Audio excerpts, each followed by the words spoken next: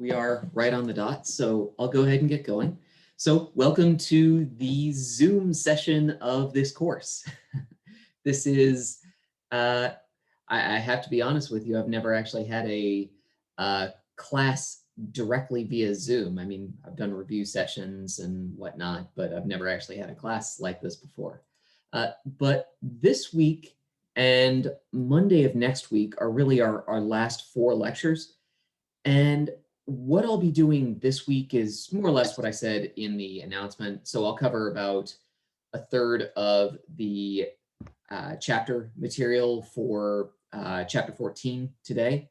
We'll discuss some what's going on with the cash cycle for certain firms right now, and I'll answer any questions you have on the project. So I'll try to make a block of time at the end of each of these classes so that you can ask questions as you're working on your project. So my goal here is that over the next week or so, by the time we're done, you know, or you have everything that you need for your project.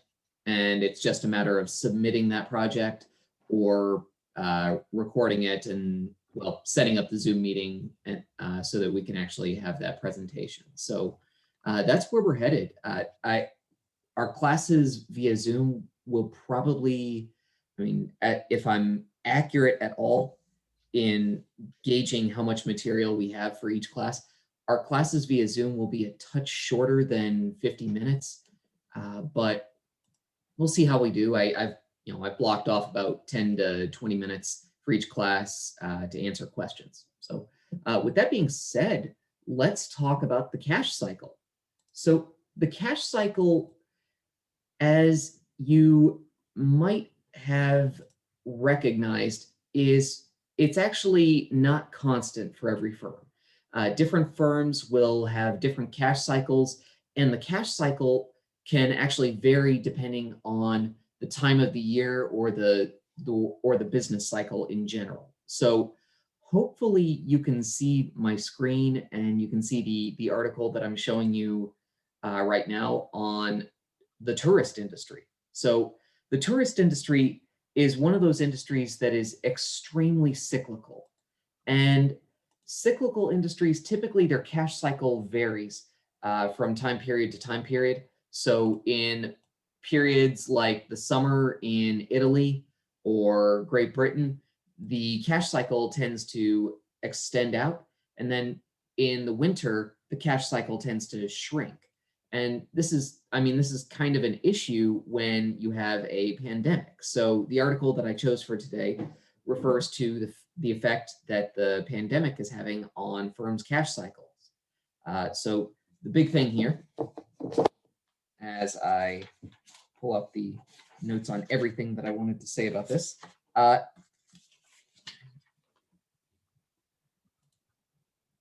so the big thing here is that in normal times, I mean, like I said, this cash cycle is highly seasonal. I mean, if you've ever been to anywhere in Europe in July or August, everything is packed. I mean, everything. I mean, it's your mobs of tourists. I mean, that's really the high business season for any kind of tourist company. That's when Ryanair and all those airlines that offer very cheap flights from city to city are operating at close to full capacity, if not full capacity. So the money tends to arrive at early in the holiday season because travelers, including myself, the last couple of years, will book a, let's say, a hotel reservation or book tours, or I mean, they'll rent a car with the expectation that they're going to pick it up 2 weeks from the day they rent it. Well, with the coronavirus, I mean, yeah, you have closed borders, but a lot of those bookings don't arrive. And the ones that don't arrive, a lot of times they'll ask for a refund. So I'll give you my personal example. This past summer, my wife and I were expected, we had planned to travel to Austria, the Czech Republic, and southern Germany. So we were basically going to knock out about a 2-week trip. And when the coronavirus hit, I mean, all of our travel plans just went poof. So we were able to get a refund or get credit from Delta, but a lot of our, I mean, we could cancel our hotel bookings, but a lot of the tours that we might have booked, we might not have gotten a refund for. Now, in the case of these cyclical industries, this is kind of what you see during peak season. The amount of cash on hand will typically rise extremely high, and then during the off season, you'll see something like this where the cash position is very low. And so this is kind of an issue when you have a coronavirus or a pandemic, because the cash position of a lot of these firms has just dried up. So the dotted line indicates, well, really expected cash positions. So at the time this article was written, we were about here in Q3, but we should have been about here in terms of cash positions. So what I'm trying to get at here, or at least what I'm trying to say with this entire article, is that the cash position, although we assume that a firm's cash cycle in these very simple examples is constant, that's not always the case. The cash cycle can shrink, it can extend out. There's a lot of things that can happen. There's a lot of variability in the cash cycle. And so it behooves firms to be, thanks. So it behooves thank you for sending that. I thought I was sharing my screen, but well, I'll just start over. Basically, during boom seasons, what you see is something like this during peak season, where the cash position of a lot of firms, particularly firms that are dependent on tourist dollars, the cash position goes way up. And then during the off season, you see a significant decline in their cash position. Right now with the coronavirus, this is kind of what we're seeing, where this article was written right about this point. And so we have, I mean, this is the, well, I guess the article was written about this point, and this is the forecast. So as you can see, the coronavirus has really thrown everything off. The good news is that because there's no tourists going anywhere, these firms really don't need a significant cash position. But I mean, this cash position fluctuates wildly. So thanks to the person who pointed that out, that I was not sharing my screen. All right, so with that being said, I think I'd like to try and keep us fairly, I mean, doing something that we've done throughout this course. And I'd like to see if we can try some of these poll everywhere questions. So we do, just like every other week, we do have an assignment with about 20 questions. So I'll try to break it up. I think most of the questions will come in today, or I'll answer a significant portion of the questions today. But you know, if we don't, well, we'll just follow up on Wednesday and Friday. So let's start off with the first of these questions. Which of the following represents the time from the date the firm pays for its supplies to the time when it receives cash from customers? Let's see, hopefully. Okay. Oh, looks like people are buzzing in. All right. I was a little worried that there might be some issues with the poll everywhere stuff, given everyone's kind of distant, but yeah, this will work just fine. All right, so we have a couple of different time periods, or periods that I discussed in this lecture. The inventory period, the accounts receivable period, the cash cycle, and the operating period. All right, let's see what we have. Okay, good dispersion. I mean, this means I'm not asking something too hard, but I think, well, yeah, yes, the majority of the class does actually have the correct answer here, or a plurality of the class has the correct answer here. The accounts receivable period is that period from essentially when finished goods are sold to the time that you actually receive cash for those finished goods. This is, I mean, of all the things that I can point out in today's class, knowing the definitions is probably the most important part of what I'll cover, because in the real world, you can calculate these just by, knowing that the ratios exist and Googling the ratios. So the most important thing I want you to understand today is what these periods actually represent. Different people, as I know I said in the video, will have slightly different takes on how the ratio is calculated, but understanding what this period or this cycle represents is really the big takeaway of today's lecture. So yes, the accounts receivable period is that time from date the firm pays for its supplies to when it receives cash from customers. All right, next, which of the following would increase a firm's liquidity? Purchase of a new production facility, repurchasing stock, calling a bond, or undertaking an SEO?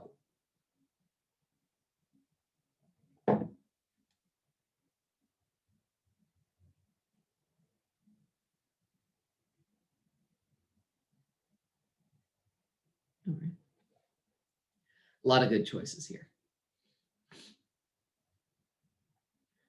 Okay.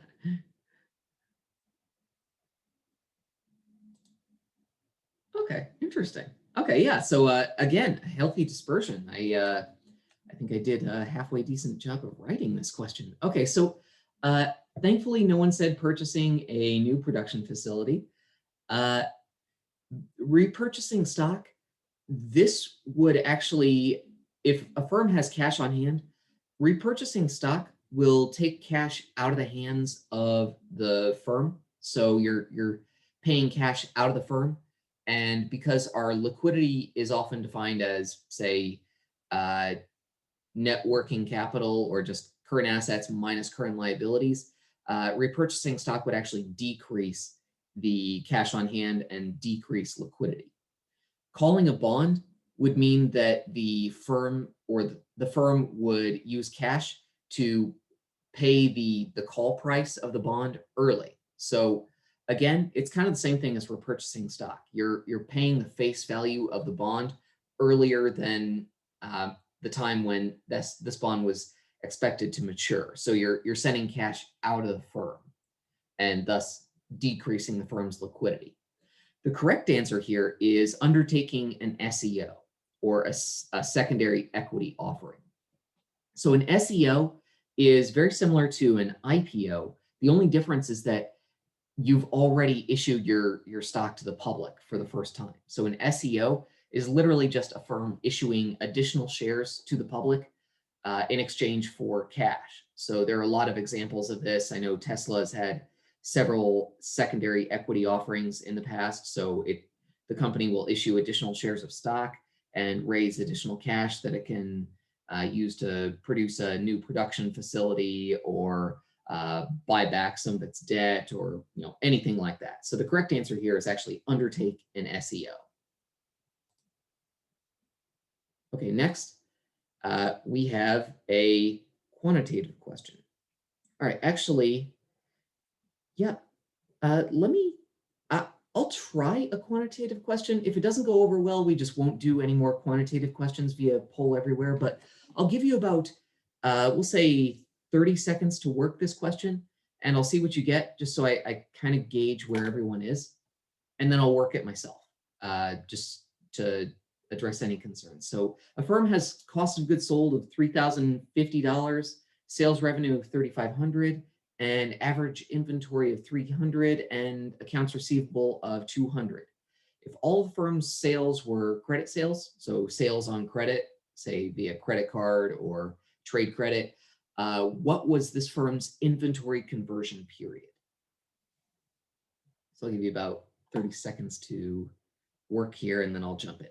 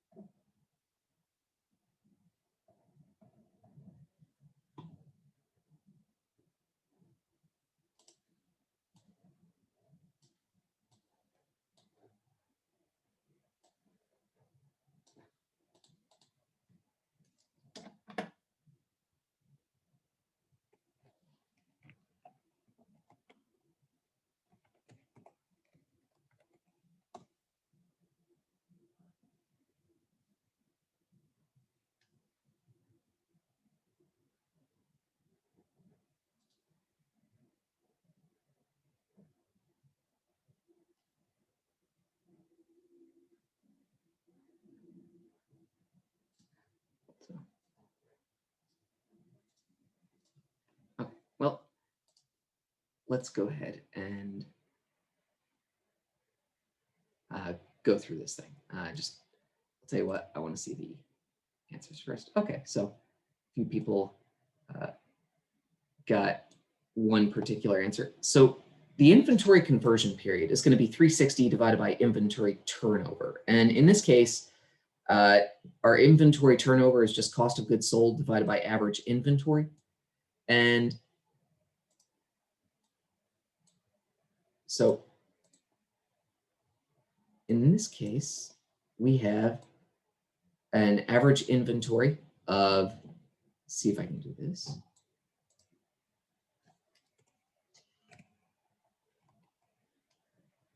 Well, we have cost of goods sold of 3,050, and our average inventory is 300.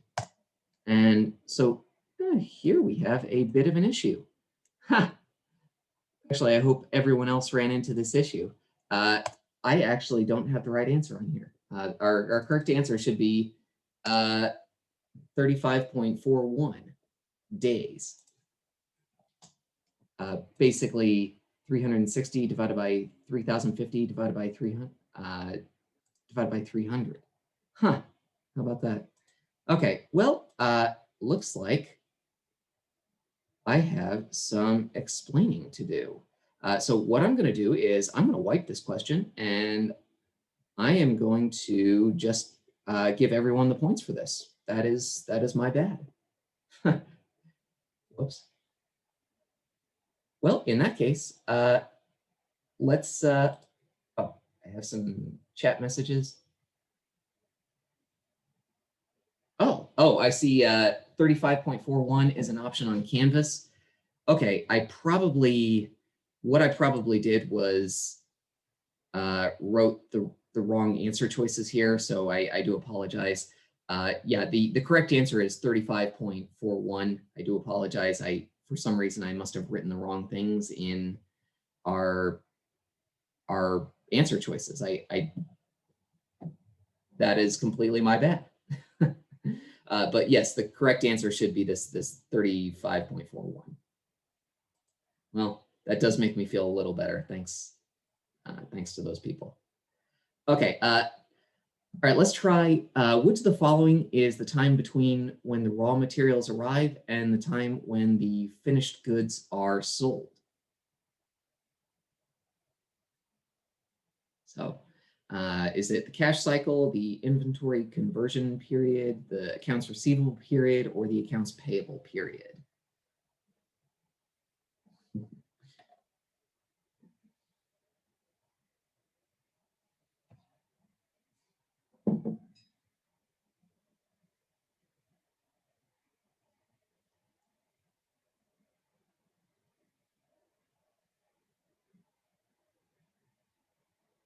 All right, let's see what we got.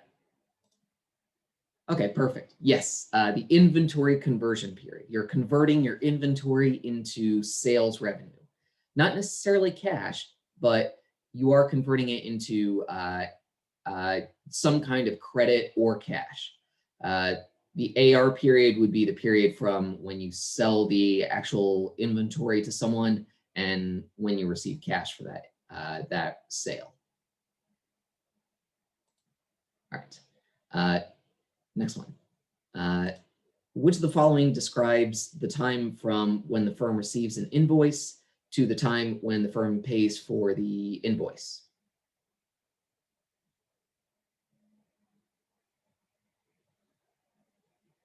A couple of good choices. I've not thrown the cash cycle at you yet, but at some point I will. Okay. Perfect. Okay, yeah. Accounts payable period. I'm not even sure I should go into any more detail. This is a case where maybe the question was a little too easy, or you guys are just, exceeding my expectations. Excellent. I'm going to say it's the latter. Okay, so next we have a calculation of the inventory conversion period. Rather than, yeah, I'll tell you what, I'll just work this one via Excel just so you can see it. And that way we don't run into any issues where I'm asking you to choose wrong answers. Okay, so a firm has a cost of goods sold of 10,500, sales of 15,000, inventory of 2,500, and AR of 1,750. What is the inventory conversion period? Well, again, our inventory conversion period is just going to be,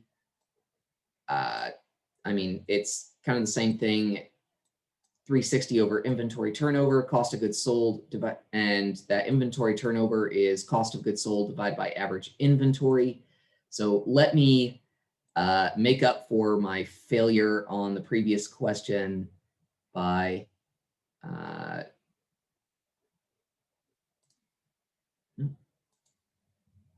fixing that. All right, so we have cost of goods sold of 10,500.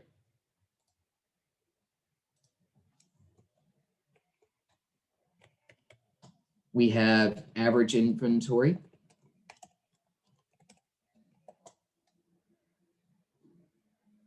of 2,500. And so our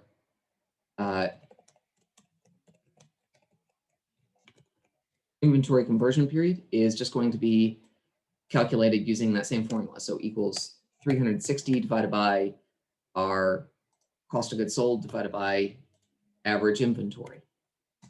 And so here that represents an inventory conversion period, or the time between when we receive our products and sell our inventory to someone, either for cash or credit, of 85.71 days. Now, the reason we care about this is kind of twofold. We want to shrink this window. We want a very quick inventory conversion period, because this is going to shrink the time between when we actually receive our product and we actually eventually receive cash for our sale, for the sales of our products. I mean, basically, the shorter the inventory conversion period, the quicker we turn over raw materials into cash. So we want a shorter inventory conversion period.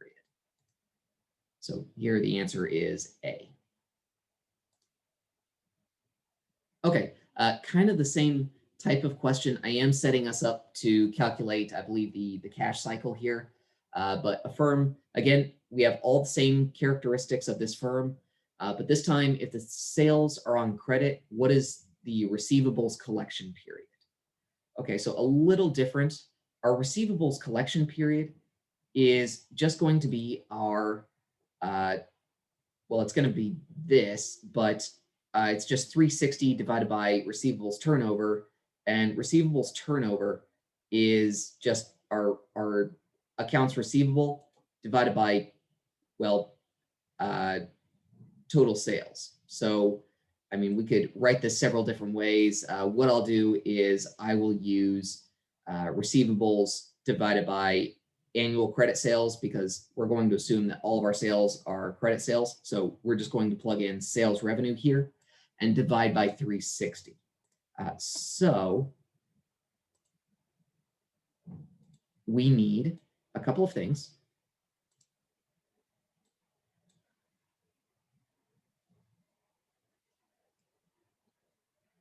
First, we need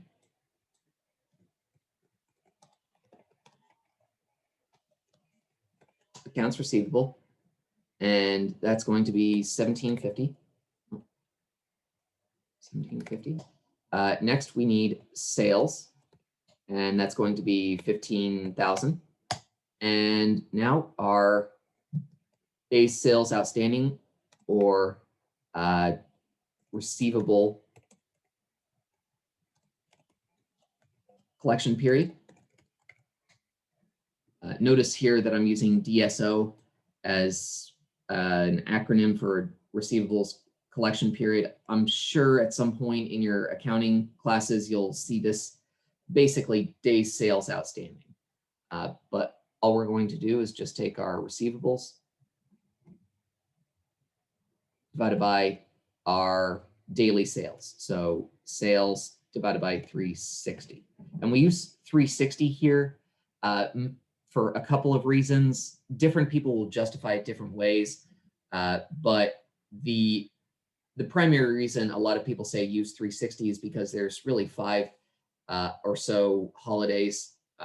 So federal holidays in the year. So Christmas, Thanksgiving, July 4th, a couple of others. But some other people will use 365. Regardless of what your ultimate denominator here is going to be, whether it's 360 or 365, the most important thing is to be consistent when you calculate this ratio. You don't want to use 360 for some years and then 365 for others. I mean, different people, like I said, will use different metrics. In fact, different people will calculate their accounts receivable different ways. Some people will just calculate accounts receivable on a particular date.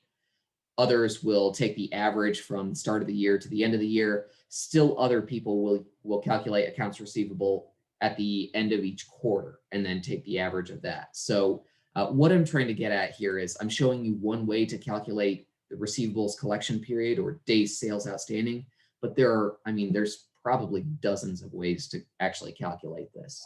But regardless, given the formula I gave you, the correct answer here is going to be 42 days.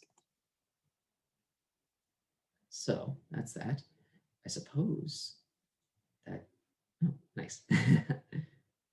Okay, next, the same question, but this time we're assuming that we have accounts payable of $4,000. And if all supplies are purchased on credit, what is the payables deferral period? So the payables deferral period, again, like our receivables collection period, this thing also has a couple of different names.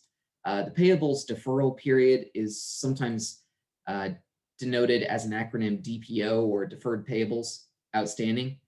And so we calculate it a couple of different ways. I mean, what I'll do is I'll use this formula. So it'd be just accounts payable. I just gave you the number for accounts payable, so we'll go ahead and use that, and then we'll plug in our cost of goods sold for the period, and then divide by 360. So in this case, we're going to have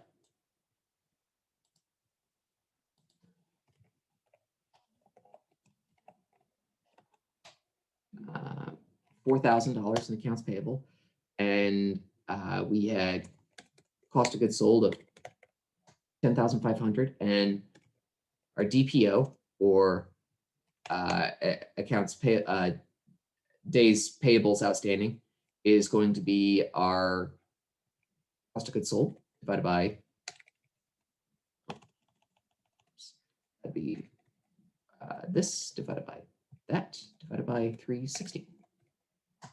And that'll give us a days payable outstanding of 137.14 days. So here we go. I'll just open that up again so you can see that. But yeah, so I mean, what this tells us is that this firm, I mean, regardless of what this firm is,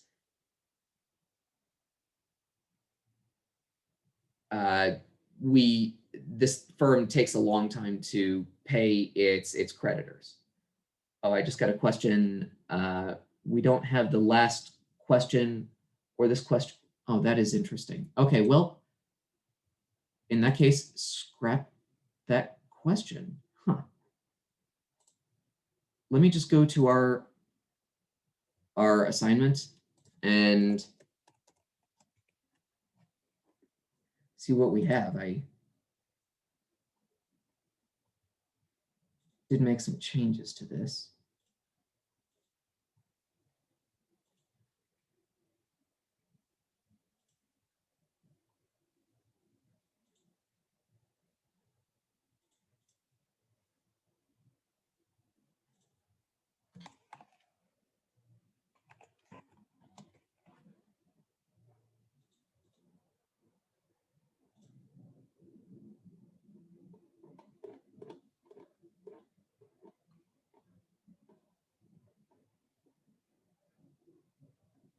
Oh, well, that is interesting. Okay, yeah, so I don't have the days payable outstanding question here anymore. Okay, so with that being said, let's just be safe and stick to the actual assignment itself.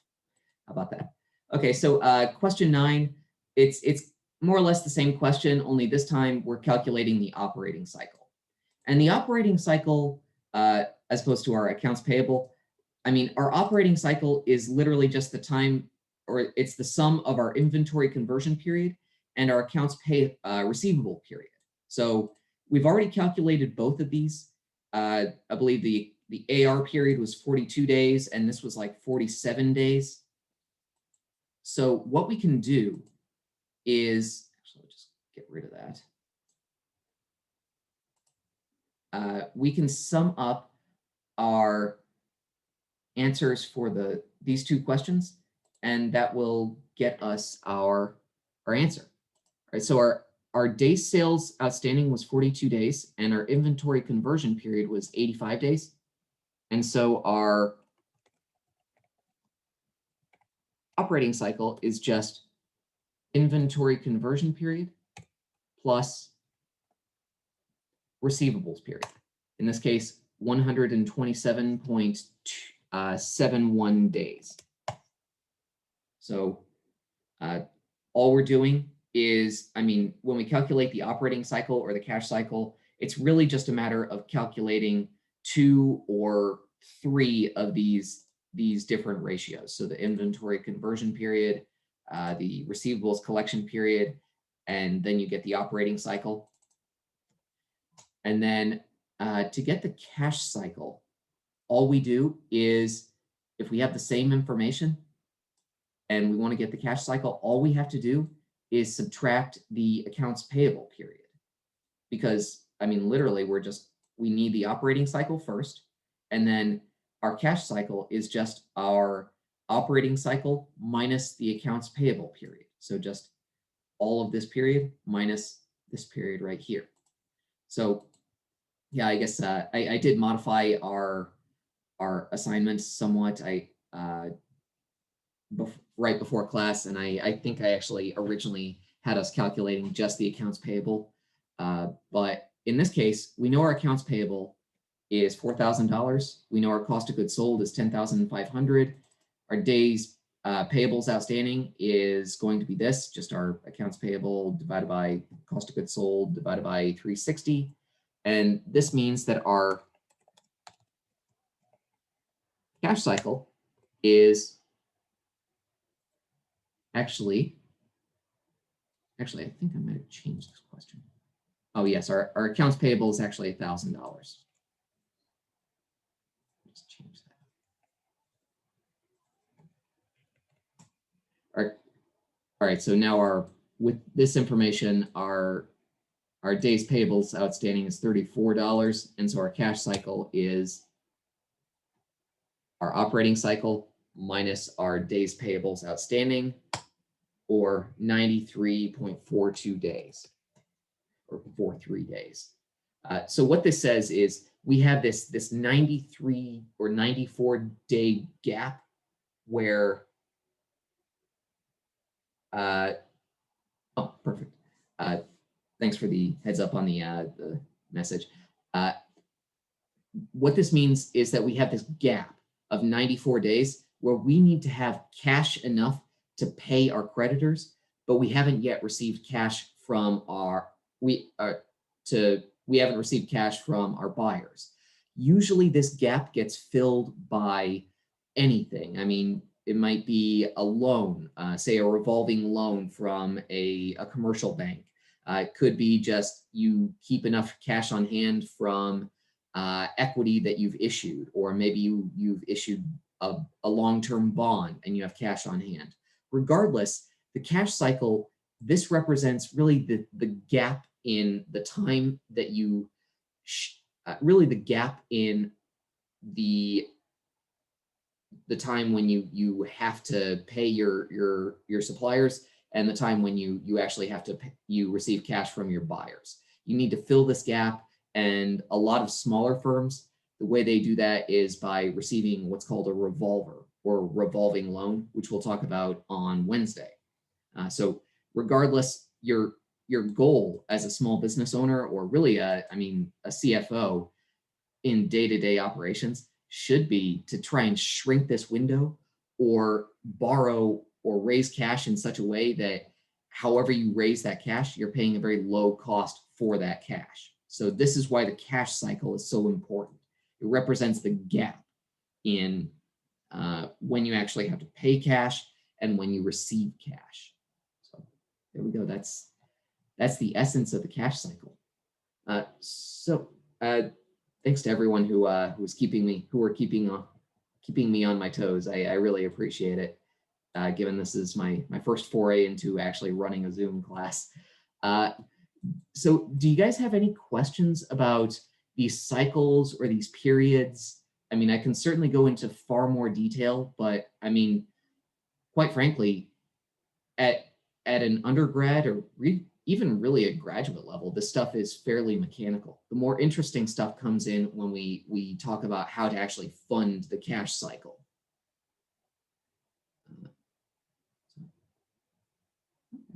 Well, I suppose feel free to shoot me a question at any time, but I think I've knocked out all of our questions for today that really cover. Oh, I just got a question asking, did we go over questions 4 and 5? It looks like they're different on the assignment from the actual poll everywhere.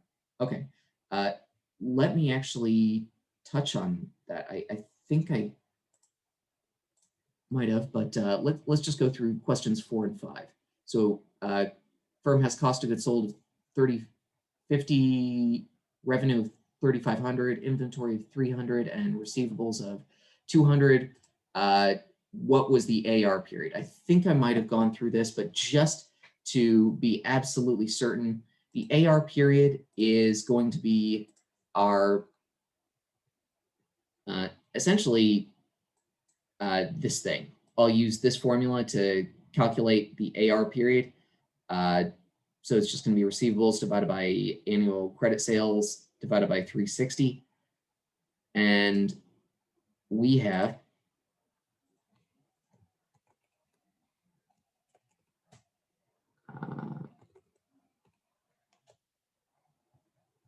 receivables are 200, our sales are 3,500, and this makes the AR period 200 divided by 3,500 divided by 360.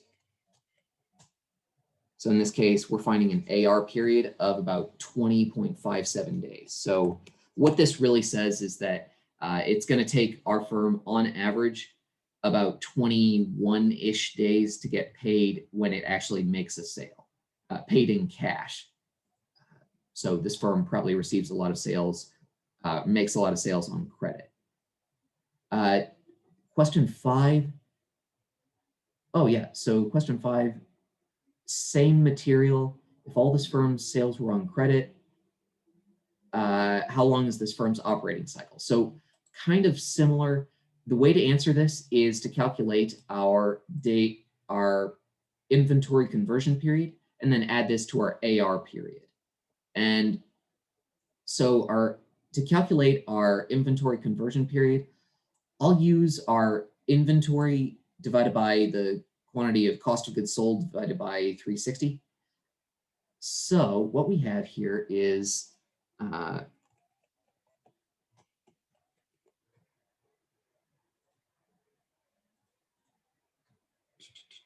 inventory of 300, cost of goods sold of 3050, and ICP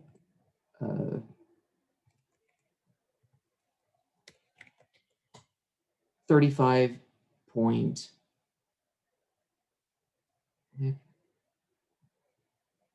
Huh. I am getting a different set of days here. Huh. check my math here. Yeah, guys, I think I am going to scratch question 5 here. Oh, no, never mind. I'm not. So we have our days, our ICP and our AR period, but what we're looking for is the operating cycle, and that is just our ICP plus our AR period. Okay, well, our operating cycle is just 55.98 days. And so that is the time between when we receive our supplies and we actually get cash for selling our product.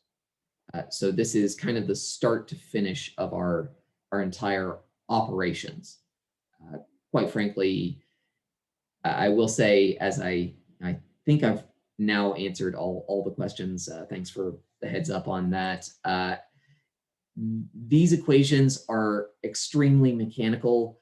I guarantee you that if you are not doing this stuff, I mean, almost every day or weekly or monthly, I mean, you're probably going to forget these formulas. I mean, they're not exactly, I mean, some of them are intuitive, but I mean, quite frankly, the more important thing is to just remember what we mean when we say the cash cycle, the operating cycle, the accounts receivable period, the accounts payable period. I mean, all of these things are important to understand, but you can always just Google the ratios. Interpretation and knowing what is a good number for your industry is far more important. So with that being said, I mean, are there any questions? Anything else I missed? Yeah, these cash flow, this entire chapter is not my favorite chapter, as you might be able to tell. I think it's just entirely too mechanical and a bit boring, but to each their own. So with that being said, if there's no other questions, why don't we call it? And we'll regroup on Wednesday and we'll answer some of those questions on how you actually fund the cash cycle. And then we'll talk about the cash cycle and then we'll call it a day. So thank you for joining in. And if you have any questions, please feel free to ask. Take care.